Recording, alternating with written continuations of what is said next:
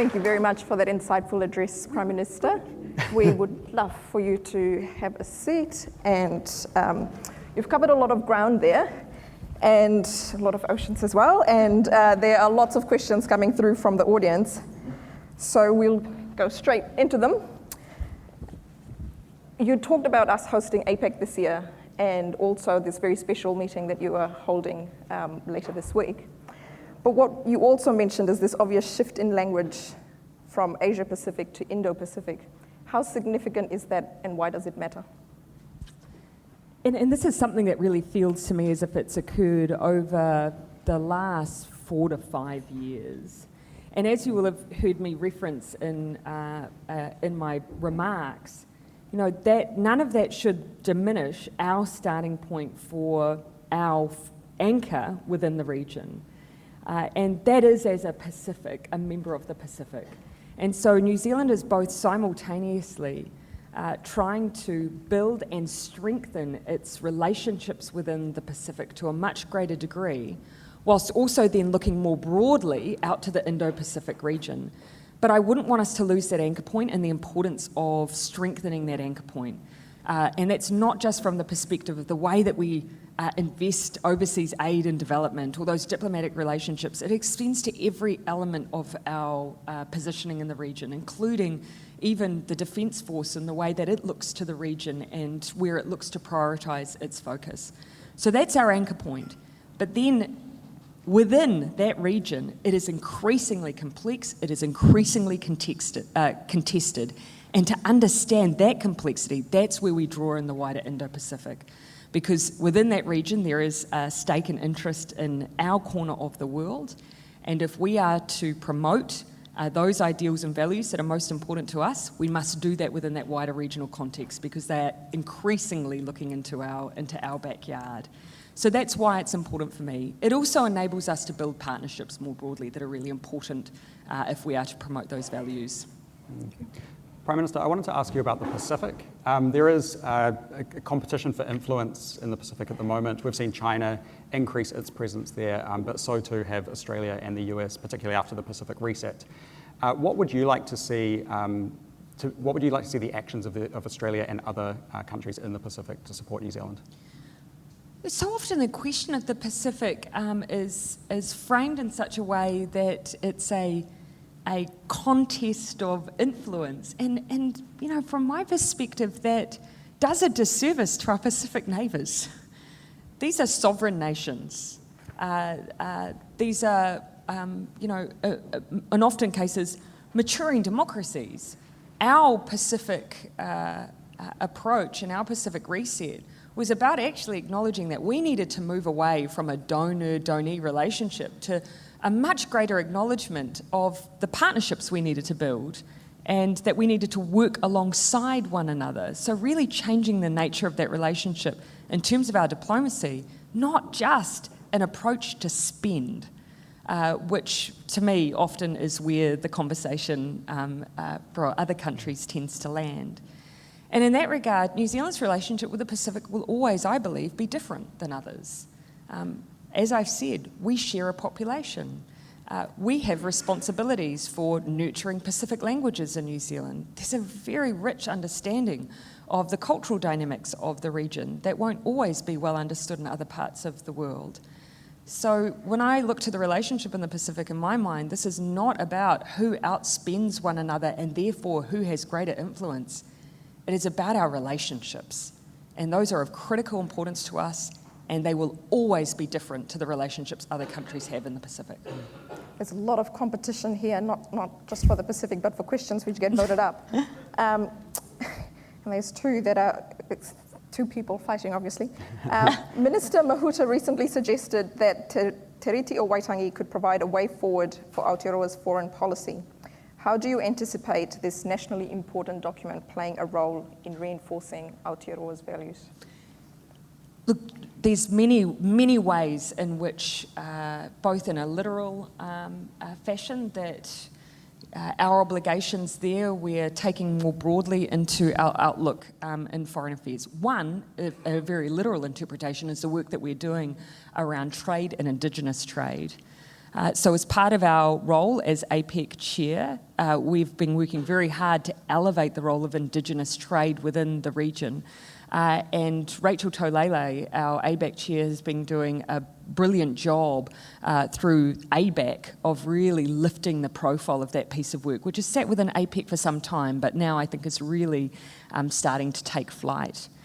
So that's one very literal way, but that's not only for our domestic relationships here, but actually demonstrating what we believe can be done on the world stage.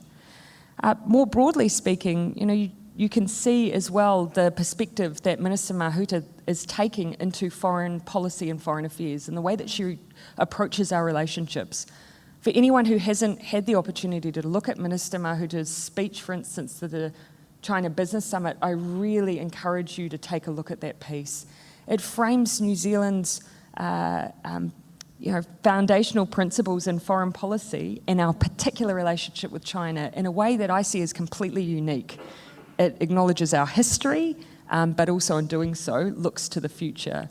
The Taniwha and the Dragon, I really encourage you to go and read up her approach there.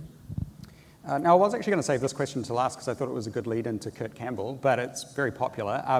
And it's another question about Minister Mahuta, who suggested, I think it was at the Otago Foreign Policy School conference, that New Zealand would look to work more closely with the Quad. Is that something that you'd like to see happen, and how could that happen? Oh, look, as great believers in a multilateral approach and as great believers in building partnerships within region and outside of region, then yes, there's multiple areas in which we will be looking to work alongside like-minded countries and build those partnerships. So yes, that is one of the things that we have flagged. Thank you. Another one here, and actually relevant for everyone, but especially for about a third of our audience who are young people. And the OE has been a rite of passage for young New Zealanders and a really useful way for building international connections and understanding. How do we continue to do that, and how do we continue to engage globally when our borders are closed? A good question. Well, the first thing I would say is that our border closures have really affected our people-to-people connection and contact. Our supply chains have remained open. You see many of our exporters have done very well relative to what you may have expected in a COVID environment. So it really is that people-to-people that we've suffered from in recent times. My first message to young people is that the world will not always be this way as we are right now. But it was Professor David Skegg who said to me recently something that really stood out to me. He said, the world has not been the same since 9/11. And it hasn't. There are things that fundamentally changed as a result of that experience. And perhaps I remember that more acutely because I was in the United States studying at Arizona State University when 9/11 occurred. And I remember not only the massive shift you felt in the global political environment, I also remember seeing the practical changes. As I travelled into the States, it was a very different experience as I then travelled out of the United States. And that movement has changed for good. Now, our borders post-COVID-19 will also likely change for good. That doesn't necessarily mean that every time you travel, you're going to be locked up in 14 days of managed isolation. But it does probably mean countries will integrate health testing or vaccine passports or other measures to keep themselves safe. So my long-term message is we will move again. And that face-to-face experience for New Zealanders, that manaakitanga we show others, is so important to us that we have to keep building to be able to move again. But when we do that, I want to do so in a way that preserves our position, that enables us to have the freedoms we've had, that prepares us for what may yet come, particularly in the form of variants, because once you preserve that position, it's easier to maintain than it is to restore if you lose it. But you will travel again. You will. Thanks. There is a question here, 48 likes, so I'm going to ask this one. What will the role of New Zealand be should China invade the island of Taiwan? Sorry, I can see that's a very popular question, but as you can imagine, I'm going to give a very benign answer to that. And that's simply because, well, the first thing I'd say that when it comes to New Zealand and our relationship with China, or indeed any other nation, we are very predictable. So you can anticipate when we see heightened issues or human rights abuses in Xinjiang involving the Uyghurs, you know what we'll say. We, of course, will defend and speak out on behalf of human rights. And we will use multilateral institutions and tools to try and have others speak alongside those issues. And we will also use our access to raise issues privately and also publicly. So we're very predictable in the way that New Zealand behaves, and we'll continue to do so. And if we see any heightened issues, Hong Kong's been an example where we don't have to come to a theoretical, you will see the way we respond, which is we will continue to escalate and raise our voice as our concerns are heightened by activity that we see in the region. Last question, because I'm aware that media need to leave and have a stand-up with you soon. There's lots here, and I'm hoping that our journalist friends will ask some of them to you and report on them so everyone gets the answers. Aren't Pacific leaders fairly skeptical of the Indo-Pacific concept, seeing it as an attempt by outsiders to define the region? How do you bring them on board with this concept? Well, actually, I mean, for that question, I would not speak on behalf of other Pacific leaders. That's again, I think that happens too often in our region. So all I can present is our perspective, and that's why you will have heard me at first and foremost anchor ourselves within the Pacific and then look more broadly beyond it. And in that regard, if I could briefly just acknowledge the importance of, as an arrangement and as an institution, the Pacific Island Forum for New Zealand. It's had disruptions in the past, but I increasingly see that as an important forum for us to make sure that we are, within our own region, elevating those areas of interest, working collectively. There is no issue that you will see on their agenda more often and more heightened than the likes of climate change. We must continue to elevate fora like that give the Pacific the ability to share their voice within the Indo-Pacific. And so I see that as really being critical. Unfortunately, we'll have to leave it there. So thank you very much, Prime Minister, for a very comprehensive address. You've traversed many issues and geographies, which I think give us a lot to consider as we delve further into the conversation throughout the conference. Thank you very much.